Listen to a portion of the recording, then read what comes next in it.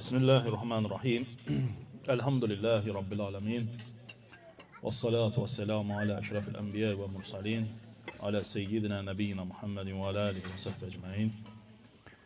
Rabbi şrah li sadri ve yessir li emri ve ahlul uqdatan min lisani yefqahu qawli. Birincisi, əziz və dəyərli müsəlmanlar, dəyərli bacı və qardaşlarım, ilk öncə özümə, sonrasında hər birinizə uca, böyük olan Rəbbimizdən haqq təqvası ilə qorxmağı nəsihət edirəm. Həqiqətən də Allah Subhanahu wa Ta'ala mübarək kitabında buyurur ki, sizin ən hörmətliniz, Allahın dərgahını Allahdan ən çox qorxanız, yəni təqvalı olanınızdır. Uca, böyük olan Rəbbimizdən qorxmaq, Allah Subhanahu wa Ta'ala'nın üzərimizdə olan əmrlərini yerinə yetirməyi, nəyə ki bizlərə qadan edibsə, nədən ki çəkinməyi əmr edibsə, o şeylərdən uzaq olmaqla bu sifəti qazanmaq olar. Və ilk öncə belə bir məclisə görə Allah Subhanahu Ta'ala dua edirəm ki, Allah Ta'ala bu əqiqi məclisini xeyirli, bərəkətli etsin. Allah Ta'ala həm məclisin səbəbkarı olan qardaşımızın övladlarını, həmçinin digər müsəlmanların övladlarını qorusun. Allah Subhanahu Ta'ala müsəlmanları, ailələri bir yerdə cənnətin ən yüksək məqamı olan Firdovs cənnətinə yerləşdirsin. Həqiqətən də müsəlman bir kimsə Allahdan, necə ki Allah Resulü sallallahu aleyhi ve sellem buyurur ki, Allahdan bir şey istədikdə ən yüksək olanı istəyin. Ən yüksək olanı istəyin ki, aşağı olan da verilsin. Ən yüksək də məqam cənnətin ən yüksək mərtəbəsi olan Firdovsdur. Hansı ki, hər bir müsəlman da Allahdan diləməlidir Firdovs. Və elhamdülillah ki, belə məclislər Allahı xatırlamaq, Peyğəmbər sallallahu aleyhi ve sellem'i xatırlamaq üçün gözəl bir fürsətdir ki, insanların bir yerə toplanması, Allahın kəlamını və Peyğəmbər sallallahu aleyhi ve sellem'in sözlərini eşitməsidir. Ona görə də müsəlman çalışmalıdır ki, belə məclislərdə maksimum dərəcədə istifadə etsin, faydalansın. Həm özü, həm ətrafı, həm eşidənlər, hər bir kəs. Və övlad da elhamdülillah Allah Taala'nın bəxş etdiyi böyük bir nemətdir.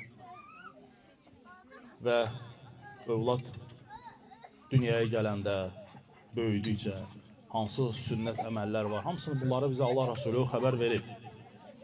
Ki, övlad dünyaya gələndə valideynlər hansı əməllər etməlidir? Hansı sünnə əməllər var? Adı, gözəl ad qoymaq, onun üçün əqiqini keçmək, yəni oğlan uşağı üçün 2 dənə qoç, qız uşağı üçün 1 qoç. Həmçinin saçının qırxılması və saçının çəkisi qədər Allah yolunda gümüşlə, kimin imkanı varsa qızılla, qramı ilə, yəni sədəqə verə bilər. Yəni bütün bu əməllər elhamdülillah ki, Allah Resulü sallallahu aleyhi ve sellem tərəfindən bizlərə əmr olunub. Və bugün də müsəlmanlar bu əməlləri yerinə yetirməklə böyük bir mükafata, böyük bir savaba nail olmuş olurlar. Və övlad böyüdükcə elə kiçik yaşlarından, yəni dünyaya gələndən Allahın dini, İslam dini öz əhkamlarını tətbiq edir o uşağın üzərində.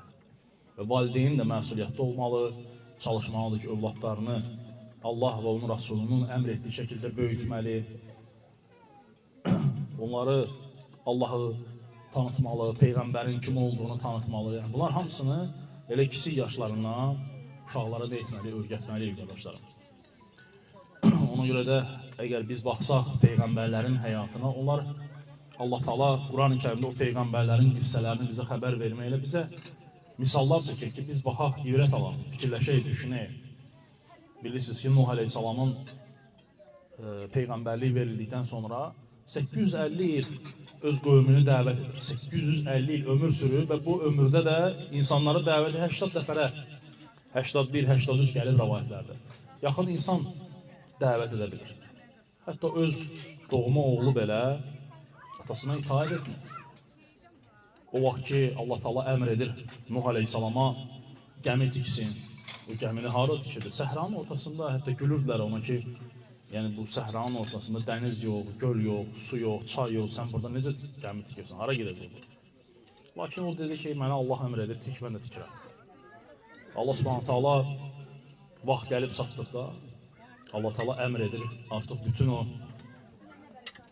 quyulardan, dəryalardan, hər yerdən sular axmağa başlayır.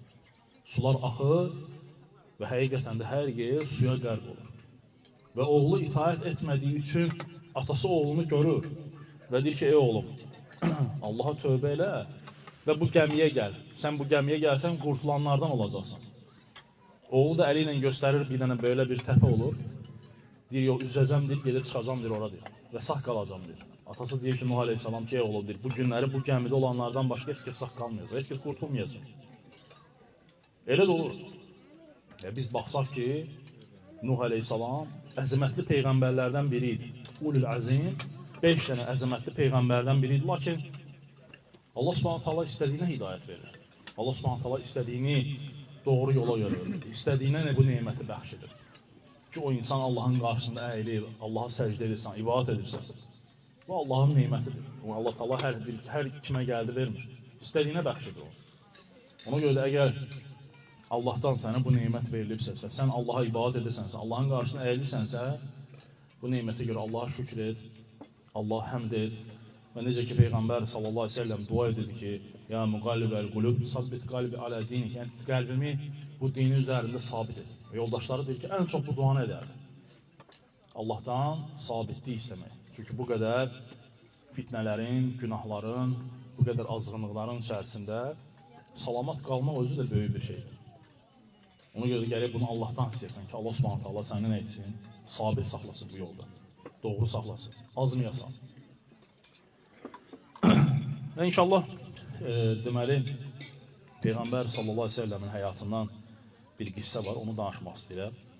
Bilirsiniz ki, Allah Rəsulü sallallahu əleyhi və səlləm 63 il ömür sürür və 7 dənə övladı olur Peyğəmbər sallallahu əleyhi və səlləm.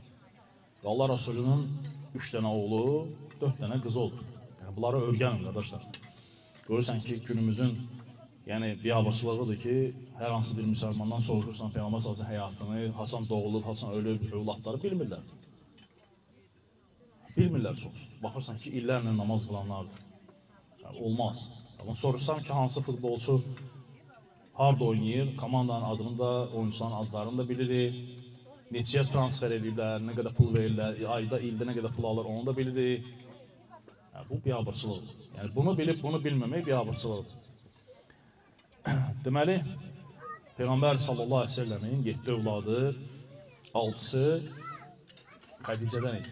Xədicə bint-i Xuveyl radiyallahu anh. Bir dənə övladı Məriyə adlı zövcəsindən idi. Və hamısı da Allah Rasulunun sağlığında dünyasını dəyişir, bir dənə Fatimədən başqa. Fatimə radiyallahu anh də Allah Rasulundan 6 ay sonra dünyasını dəyişir. Və Peyğəmbər sallallahu aleyhi ve sellemin 3 dənə oğlu Abdullah, İbrahim, bir də Qasım çox kiçik yaşlarında, hətta bəzi rəvayətlərdə gəlir ki 18 aylıq idi.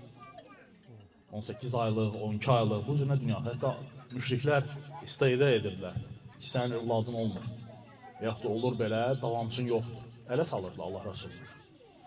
Və qızları içərisində isə Fatimədir, Ümmü Gülsümdür, Zeynəbdir, Ruqeyyədir.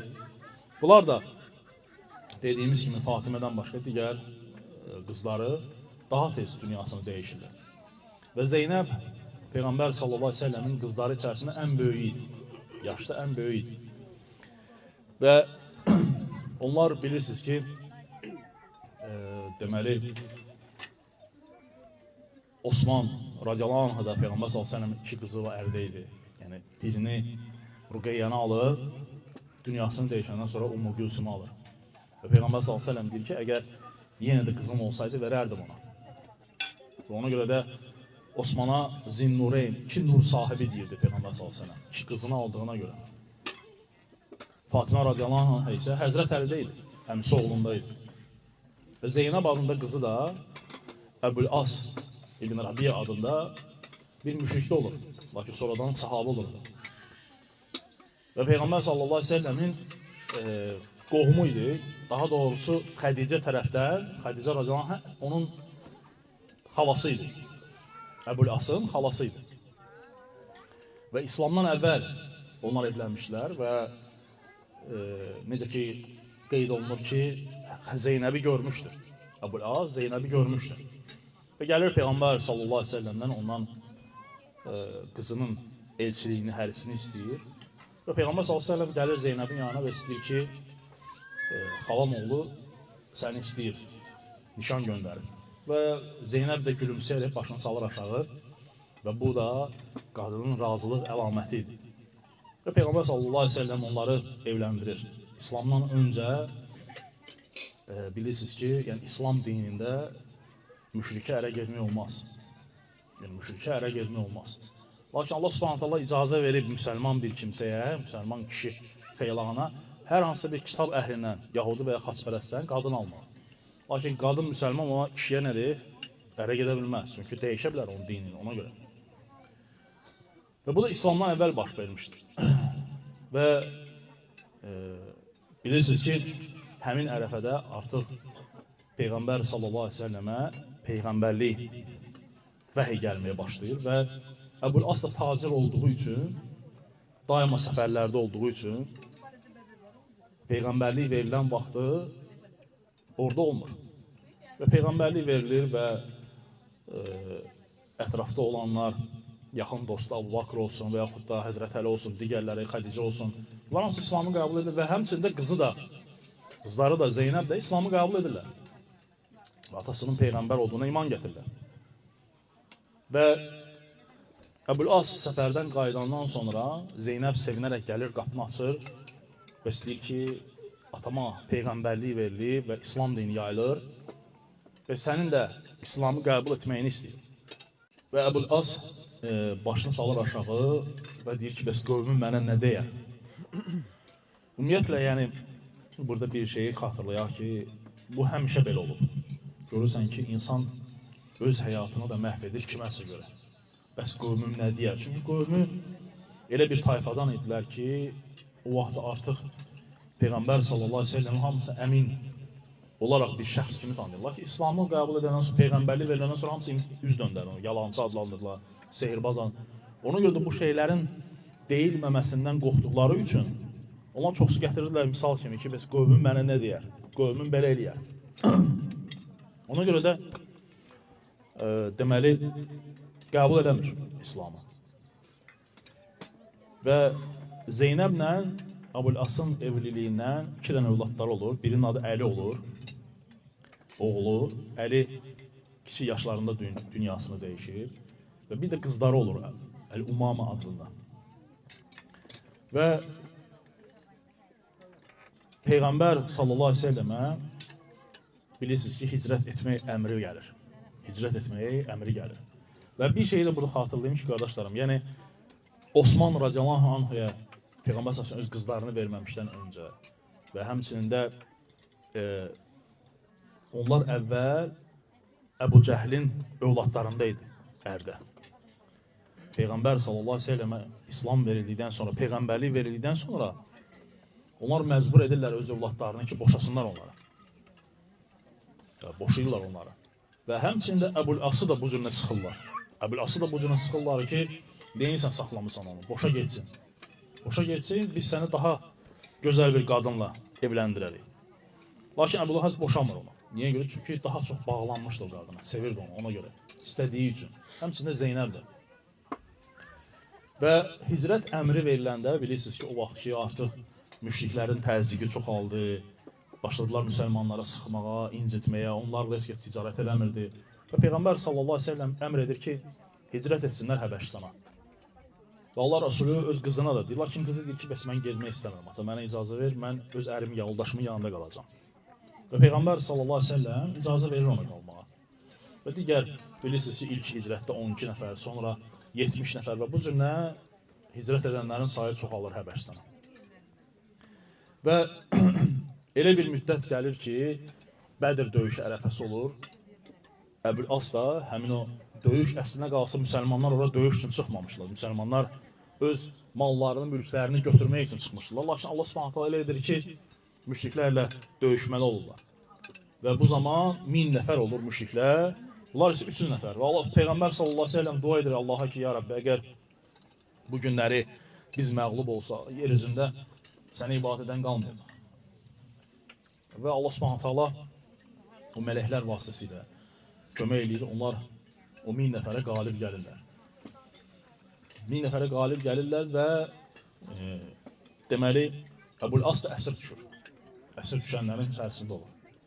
Və bu xəbər gəlib çatır Zeynəbə ki, bəs yoldaşı müsəlmanlara əsir düşür. Və Peyğəmbər bilir ki, müsəlmanlar müəyyən bir cizyə miqdarında, hər hansı bir qiymətli əşya miqdarında azad edirlər. Və götürür öz anasının verdiyi, öz cehizlərini, Peyğəmbər s.ə.v-in ona verdiyi o qızıl cehizləri götürür, Əbul-Asın qardaşına verir və deyir ki, bəs bunu apar ver atama. Apar ver atama, qoy Əbul-Ası azad eləsin. Və Peyğəmbər s.ə.v sahabələrin ətrafında oturanda, o da gəlir ora.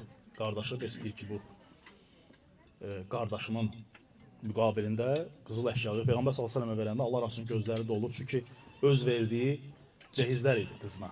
Öz verdiyi cehizlər idi. Və Peyğəmbər s.ə.v orada sahabələrlə məşvərət edirlər və buraxırlar. Qızılları da qaytar ona Allah Rasulü. Və Əbul-Ası da buraxırlar. Və o qayıdır və lakin ona Allah Rasulü bir söz deyir orada. Deyir ki, bəs bir şərtim var səni buraxmalıdır, qızımı boşa. Vəssalam. Çünki artıq İslam qadağan edirdi ona evlənməyi. Ona görə deyir ki, boşa. Və Əbul-As onunla razılaşır, qayıdır, gəlir. Qadın yenə də düşünür ki, bu İslamı qəbul edəcək, amma yox. Gəlir, deyir ki, bəs mən sənin atanla danışdım və şərt kəsmişəm və sən azadsan. Və qardaşı ilə yola satır onları Mədiniyə, Məkkədən Mədiniyə. Onlar gəlirlər Mədiniyə. 18 il gəlib ki, rəvayətdə ayrı qaldılar, 18 il.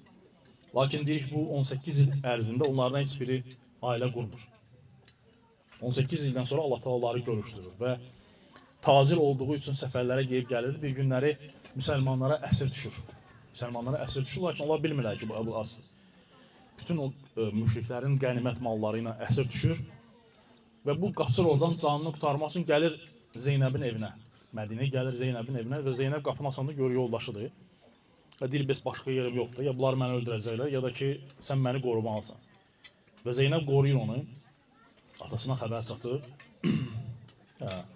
Peyğəmbər s.ə.v o ticarət malları ilə bir yerdə onu yenidən geri göndərir. Və geri göndərir, deyir ki, ya müsəlman olub qayıdacaqsın, ya da ki, qayıtma daha. Qayıdır, gəlir malları verir müşriklərə, öz ağalarına və deyir ki, mən artıq İslamı qəbul edirəm və geri qayıdıram. Gəlir Peyğəmbər s.ə.v yanına şəhadətə gətirir və Peyğəmbər s.ə.v onları yenidən bir-birinə qovuşdurur Zeynəblə. Və gəlib ki, rəvayətdə ki, bir ildən sonra Zeynəb dünyasını dəyişir, o biri bir ildən də sonra Əbul-As dünyasını dəyişir. Əbul-As radiyallahu anh dünyasını dəyişir. Ona görə də belə qissələrdə həqiqətən də müsəlmanlar üçün çoxlu xeyirlər, faydalar var. Biz gərək Peyğəmbərimizin sallallahu aleyhi ve sellemin həyatını oxuyaq hər zaman. Dərslər keçirlər, həm də qardaşların dərsləri oxumaqla, öyrənmək, qulaq asmaq lazım. Çünki tarix maraqlıdır ki, biz bilməliyik Peyğəmbərimiz sallallahu aleyhi ve sellem sahabələr hansı çətinlikdən keçiblər, neyiniblər.